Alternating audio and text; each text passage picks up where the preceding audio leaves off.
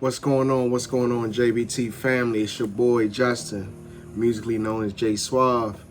I just wanted to touch on some to-go things or some things to keep in mind when you're in this business. For anybody who's currently doing it, who's been doing it, or is new and considering maybe wanting to start a hauling and junk removal company, these are definitely some to-go things you want to keep in mind.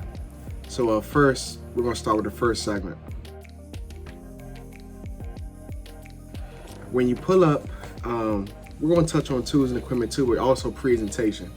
Presentation is everything. You want to become off as professional, being prompt, time efficient, getting the job done in a safe and timely manner. That all plays a big part in things to keep in mind on the go, and being just a business owner yourself, wanting to do these type of things. So you definitely want to have uniforms. You want to have hats. You want to have the proper PPE that I always preach about when you pull up, because that stuff means a lot, not only to your clients and people that's around you, but it should mean a lot to you yourself as a business owner, because you take pride in your business. So, definitely the old saying, first impressions is last impressions, it's true. For the most part, it's true, because a person might not say nothing right then and there, but they're going to really pay attention and peep how you carry yourself, just in emotions of doing things. Are you loud? Are you rowdy? Are you cursing? Are you, not really caring about the person's property? Are you just slinging stuff around? Or are you actually taking time to take the extra steps to not damage property, or, just be destructive in any nature like that? So that's definitely something you want to keep in mind, the presentation. Tools. Have the right tools for the job. You don't want to get to a job and then, you thought it was going to take you 30 minutes, but it ended up taking you an hour and 30 minutes. Or you thought the job was going to take an hour and it would take you 2 hours, 3 hours. So make sure when you're looking at a job, people, you evaluate it. Evaluate it well. If possible, check the job out beforehand doing it. I know a lot of us, sometimes we get busy, and especially jobs that aren't local in the area, we rather just have people send pictures or video. And I like to say videos, I personally prefer videos more, because a video give you a more in-depth feel, and you could view it better, as opposed to a picture where it could be deceiving and whatnot like that. But sometimes it's best to go and check out jobs in person, because you'll know right then and there what's involved, how the surrounding area is around you, where you need to park. Do you need just a truck? Do you need a truck and trailer? All those type of things. Is it a dead end street? Is it a cul-de-sac? Things of that nature. Do you need help? So, is it a one-man job or a two-man job?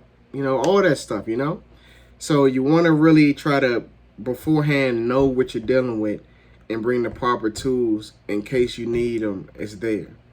Anyway, you should keep your tools with you anyway. You know what I'm saying? But always evaluate the job and assess everything beforehand, so you won't, be thrown left when you try and go right. Or a monkey wrench won't be thrown in at you and your family. But basically be ahead of the game. That's all I'm saying. Pricing, people. This is a good one.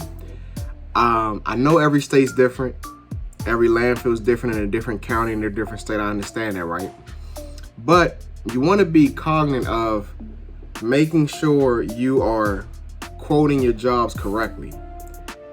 And if you've been doing this for a while, you can't keep making the same mistakes over that you did when you first started. So I'm just going to touch on a few little things right quick I feel any junk removal or hauler should keep in mind. Distance. You should have set prices for fuel, transportation, especially at the times we're living in now, where gas prices and diesel is $5 and up. $5 and up. So with that being said, anything local, you want to have a set price for, anywhere between $10 to $15 a fuel in your estimate. When you start talking about past that 10, that 10-mile radius, like 15, 20, or let's put it like this, when you start talking about past 10 miles within 11 the 20-mile range, you might want to go ahead and tack on another $20, $25 for gas. And when you talk about anything past 20 miles, hit them. $30, $40 for fuel. Easily. Even do 50 depending on, because I'm talking about round trip. I'm talking about 30 miles one way, 30 miles back. Mind you gotta get out there, but you gotta come back if it's not local, you know what I'm saying? So guys, think round trip. Don't just like, okay, it's 30 miles one way, my truck's good on gas, I can do it. Yeah, on the long run, it is good. You're gonna get better miles per gallon, right? But round trip, always think round trip. So if it's 20 miles down, 20 miles back, that's 40 miles round trip. You might, like I say, charge $25, $30 for fuel. Just keep that in mind. Fuel prices is really up right now, so the old $20 only gonna give you $4 gas. $20 is only gonna give you about 4 gallons of gas, which isn't that much if you burn it, depending on, so keep that in mind. Just keep in mind too, guys, as far as pricing your jobs, always remember if it's easy accessible or it's, not too hard to deal with, you always give a better pricing. So like I always say, I have a standard $100 fee with my business when I come inside. I don't care what it is. The minute I'm coming in the basement, I'm going in your house, we gotta go upstairs, downstairs, it's $100 off the top. Now, it can still go up depending on what items have to be taken. Just think about it, just like an electrician, a plumber, a carpenter, HVAC technician, any of them guys that come out and they do trades or services, 9 times out of 10, they're gonna have an assessment fee. It's not a service fee, but an assessment fee. So before they even get there, they're gonna have a stop. They stand at $80, $90, $100, $110 pulling up. They haven't touched nothing yet. So I kind of implement the same things with my business as I tell people up front, hey, can this couch be placed in the garage? Now I consider that outside, like a garage that's attached to the house, curbside or driveway. Can you get all these items in one central location? Preferably outside or where it's easy accessible, because I can give you a better deal all day long. Like I have prices set for doing couches inside, I have prices set for doing couches outside, I have prices for doing bed sets inside, I have prices for doing bed sets outside. You see what I'm saying? And that's not including if we going up on the second level, third level of a home or condo. So then that could be potentially another $25 to $50 upcharge. Whatever you feel is feasible for you and your business at the time. Once again, I said everybody's local fees are different, so that's totally up to your discretion how you might want to do that. People that had additions added onto the house or built rooms, and now things that they had put in the room, the clearance, you can't get it out now. Now they need you to get it out, but you can't physically lift it up or dolly it out because it's the clearance is not gonna work. So now you either have to bring tools out to take it apart, or you might have to cut it up, or cut it with saws or chainsaw, whatever the case might be. Indoor pool or little jacuzzi and what I'm referring to. You're gonna have to do some extra work. So keep in mind all those things you can potentially upcharge for. Don't just feel just because you're charging for whatever your base fee is to remove that item. If it's extra work involved, you can get extra money.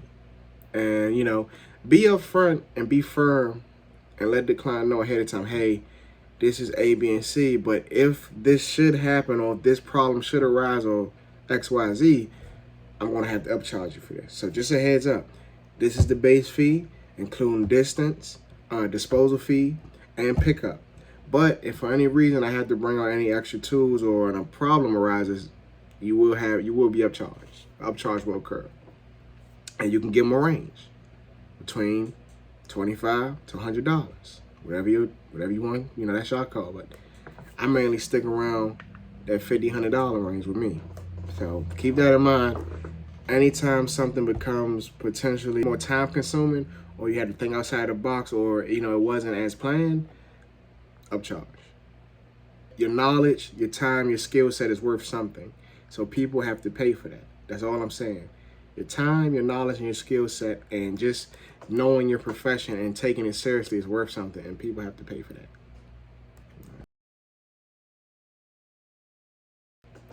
Pre-tripping. Doing a walk around. Pre-trip your equipment, people. Don't put it on your workers to have to do that for you, or your contractors or employees. You, the owner, still go around and pre-trip your trucks, your trailers, your equipment you're using. Make sure everything's hooked up properly, everything's working. in a nice normal fashion, its functionality is operating right. Nothing's out of the normal or out of whack. Because at the end of the day, if something goes wrong, that's going to fall back on you as the business owner. And we all understand some things we just can't prevent, and sometimes accidents will happen, hazards happen, things are out of our control. But things that can be prevented will can be saved, or potential hazards that could be avoided is due to pre-tripping equipment and trucks and trailers and things of that nature. Even tools, make sure things are lubricated or maintenance, however many so often, or keep your batteries charged, fresh blades, things of that nature. So that is very important for your business to stay running, for not to put you out of business or to be a backset, send you back where you gotta be out of commission for a while or you're not making any money. Also, you guys, with time, I know some of you guys are just doing this right now to generate income, maybe like it's a side hustle or whatnot, but I strongly urge for you all to go legit. And what I mean by legit is doing everything when you're writing off your business expenses and income and your taxes and whatnot. Being commercially insured, general liability insurance, license bond, and things of that nature.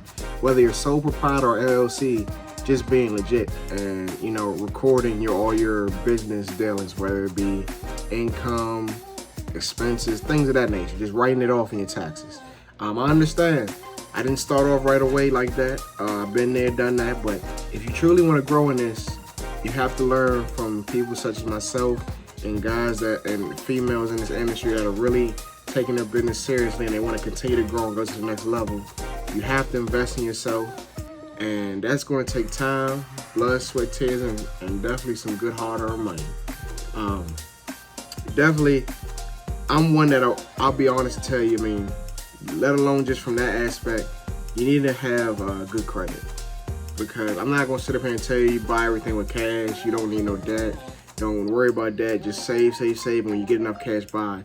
Yeah, using cash on small item purchases, and like what I mean by small item to me, anything that's within like $15,000 or less is cool if you had the cash to do that. When you start talking about $20,000, $30,000, $40,000 worth of, potential business opportunities or things that could be assets to your company, and you don't just have that money sitting around, that's when you need good credit or business credit, a good line of credit to help you with that. So definitely, if you guys are in this business and you don't necessarily have your credit established, definitely work on that. There's so many ways you can establish credit, from secured credit cards to 0% interest credit cards to low fixed rate credit cards. Making sure you have a good establishment with your bank or credit union. I prefer credit unions over banks because they give you most of the time lower interest rates, and I feel they're more for the person and trying to help them out, as banks are more so trying to make money, profiting off your money by interest. You're going to get interest anywhere, but a credit union is more for the person, as where a bank, they might approve you for higher loans, and they have, as they say, more money that they can give you. But credit unions are very beneficial in that aspect too. So please definitely look into that. Guys, females, ladies, gentlemen, do your research. Really learn this industry, the ins and outs, and be thorough in the game, because it will take you a long way. It will really take you a long way. Don't think small. Don't think small. Don't be afraid to think outside the box. Don't be afraid to do things for your business that, you might have had an idea for, but you might not have seen another person do. It might be something you're thinking about you might not have heard me speak on, nor another person you might watch, like Junk Guys DFW out of Texas. I believe it's like Dallas, Texas, or some part of there, You know what I'm saying? My guy, JoJo and Matt, Matt and JoJo from Sonoma, Harlan. And so many other people you can watch on here. You got, it's just so many. So I'm not going to try to sit here and rattle my brain, because I just had a flurry of videos and channels come past my mind. And I'm not trying to say nobody's name wrong or nothing right now. But those are two of the main people that come to mind when I watch that. Some OGs, as they say, in the Junk Removal Harlan gang. But yeah, good advice. Take it.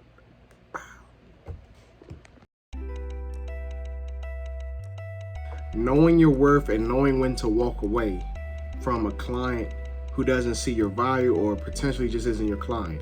So guys, and when I say guys, I'm not just referring to men, but ladies, gentlemen, everybody. When I'm saying, I'm just referring to everybody. Like, when you all come across a cheap person or a person who's trying to already from the jump, hey man, I'll give you the job, you give me a good price, or I heard good things about you, but are you going to be high? Because if that's the case, I'll just go with the guy down the street, or he told me he could do it for $100, $120.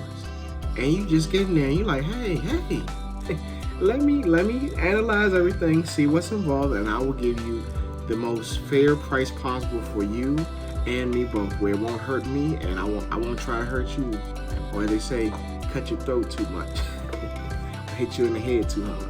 But now, all jokes aside, people, some clients just aren't for you, because you're gonna have people that's gonna really test you out here. They're gonna see, can they bait you down? They're gonna see, are you firm? They're gonna read you, and if they see, if you come across like unsure, or antsy around, dancing around the price, or they feel like they can keep drawing you down, then they're gonna do that because they don't take you seriously, and they just like, oh well, this guy's not even showing himself. If he said this, I'm gonna see if I can give him. If you say 150, I'm gonna say 125 or 110, because I know he probably pressed and he's just trying to hurt him a quick dollar. But sometimes people that the industry we're in, they don't realize what's actually all entailed with just removing trash and junk. People, they don't worry about the disposal fees. I'm not gonna say all, but the average person doesn't care. They just want it done for as cheap as possible, and they want it out of here. And I hate to say it, when they hire the wrong people, that's why I'm pretty sure, just like here in Prince George's County, Maryland, and other states and counties, you have a lot of legal dumpings, and it's trash all over the place, because they're hiring jacklegs and people that's half-assing, as I like to say, half-assing. And they're just doing the job for little or nothing, really not making any profit. And the reason they're not going to go dump it is because they didn't make any money. So they say, the hell with this, I'm just going to throw this shit on the side of the road, or off an exit, or the beltway, or coming off a ramp or something, It's ridiculous, but it all starts from the client, the homeowner relationship, and it all starts from who they hire.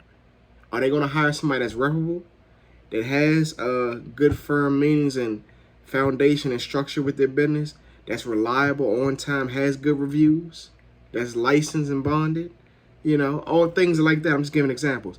Or he's going to hire the average Joe Blow that say they'll come by and give you a whole truckload for $50.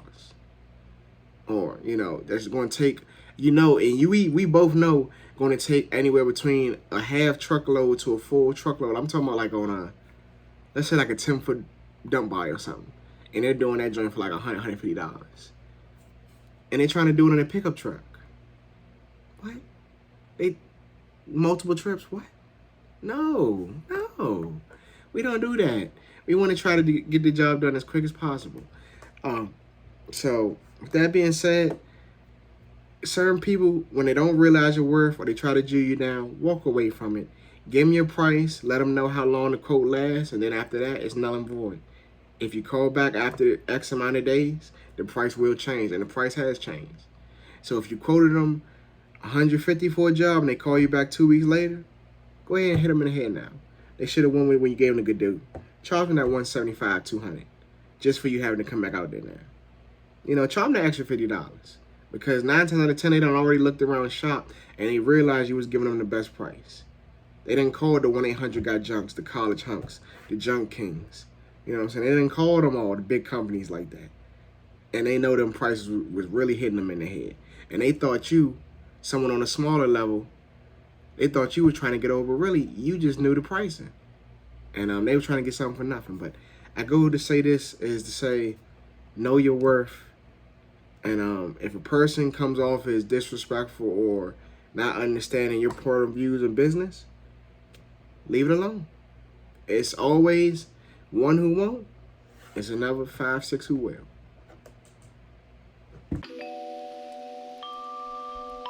If you guys ever have any questions or comments, feel free to reach out to me on social media. I have a Facebook page, Justin's Bulk Trash Removal. You can find me on IG at Justin's Bulk Trash Removal too. I have all my links posted on my YouTube channel anyway, so you all who want to reach out to me, feel free. If you ever wanna, if I have some time, I wouldn't mind doing a voice call or maybe a video call. If I have time and we arrange that and we talk about that, don't just call me out of the blue and want to video chat with me like 2 in the morning. Like, nah, don't do that. If we text and they're like, AJ, you know, you get some time maybe on like Friday or such and such, can we speak? Sure, I wouldn't mind doing that. But don't just be considerate of me as well, my time. But please, I would like to really touch out and get a better feel and a rapport with my viewers, my subscribers, and people, anybody that's actually coming across my channel, they like my content. Because man, I'm putting in long days, long nights, hours, working on editing these videos, trying to make it funny, trying to make it entertaining. And I really want to see this channel grow. And I want you all to come along with me and grow, where I can start doing bigger giveaways, more monetary prizes, you know, just anything to give back. I mean, I'm trying to give the knowledge, I'm dropping the jewels. Me and Pops, we dropping the jewels, the gems on y'all, but I need my channel to grow so I can help y'all.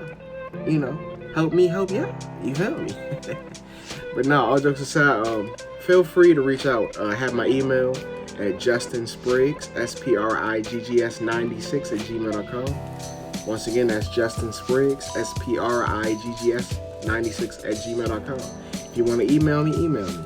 I'm not giving y'all my cell phone.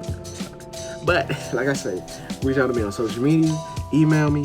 If you want to talk, let's talk business. Okay, yes sir, yes ma'am. Oh, I'm considering going to JunkCon. I'm really considering going to JunkCon. Denise Sparks from Sparks Junk Hauling and Removal. She reached out to me on Facebook and sent me a link about a couple weeks ago, and I've really been contemplating. And I was like, you know, well, first, JunkCon is basically like a big intervention where a lot of different junk removal hauling companies, even probably dumpster rental people might be there as well. Just coming, it's a networking event, just to meet people, network, get more sociable, interacting with junk haulers and junk removal companies from all around the world in the United States area, you know, wherever it may be. Just a big networking party. You don't know the people you might meet there, the game that might be shared. You can always learn from something, come in with an open mind. So I'm really considering taking off a week from my 9 to 5 and attending this event, JunkCon. I believe it's from, let me look, I'm actually on the website right now. It's from October 12th to 14th.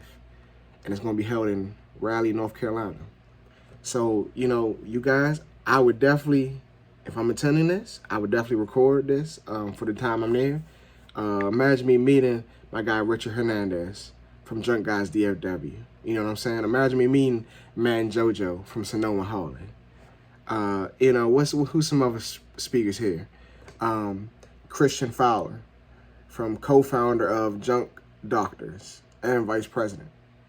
I've actually watched this YouTube channel before. They're good. They have a lot of Suzu trucks and whatnot to use for their business. I've actually seen them. Like I said, Denise Sparks, owner of Sparks Junk Removal Hauling. She's doing well for herself too. So imagine your boy going down to North Carolina to network with some of y'all big people y'all watch on YouTube too. And it's just going to be one big networking orgy. It's like, nah, I'm just playing, but you know, and it's so many more. I just feel like they even have a guy on here, Sam Sheck. I hope I'm saying his last name correctly, but $10 million a year junk removal business owner. Lee Godbold, CEO of Junk Removal Authority. I mean, guys, females, ladies, and there's so many other people here that says there's going to be more announcements coming soon, but I think this will really be a big thing for me to get down there and network with a lot of other people, chop it up, get game, spit game to them, you know, let them know how I do things here with my junk removal company here in Maryland. And just go down there to learn and soak up as much information as possible, build relationships. You never know them type of doors and things can open. So, and definitely leave in the comments if you want to see your boy go down to JunkCon in Raleigh, North Carolina from October 12th through 14th. And possibly beat me there. I might see some of y'all down there, potential viewers, if y'all want to go. I mean, yes, it is not free. Don't let me tell you the wrong price. Go on their website, junkcon.com, JunkCon, junkcon.com, JunkCon.com. And you guys can check it out for yourself. If you want to sign up, sign up. And hopefully I see you there. Don't be square. But no, man, I'm really seriously considering I'm gonna go. I think it'll be a good look for especially a rising, aspiring junk removal haul out of the Prince George's County, Maryland area to be on YouTube, and to just, you know, see what other people are talking about from around the world and different.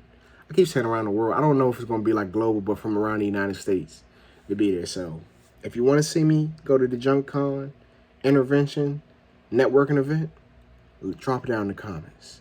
Leave all 100 emojis for me. If y'all want to see me go to the Junk Con event, drop them 100 emojis for your boy. Okay.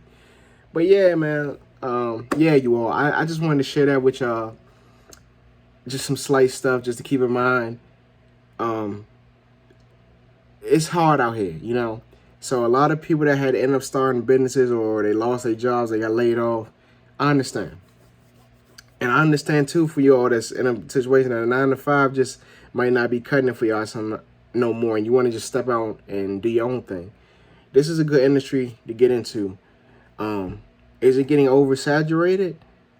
Yes and no, but it's enough money out here for everybody. And at least if you're going to be in a saturated business where it's a lot of people, a lot of competition, know your worth, charge right, and learn the game. Study the game until you feel like you perfected it. Don't look at it as a master in it, but until you feel like you perfected the game, because you can always do better in multiple areas, in certain areas of your business. Like my Caterpillar had equipment operating shit. Your boy, equipment operator at work, shawty. Be towing, be moving them big equipment, CDL stuff. You feel me? Rollers, front end loaders. You know what I'm saying? I hopped on a Gradle a few times, all that type of good stuff, you know? Bobcat, skid steer, all that stuff, you know? But yeah, like, all jokes aside, do what you do, know your worth, be on point, and let's all get this money, baby. Peace and blessings. Hey man, say man, y'all already know who it is. Pull up like money, get money. We ain't never slumming. On God.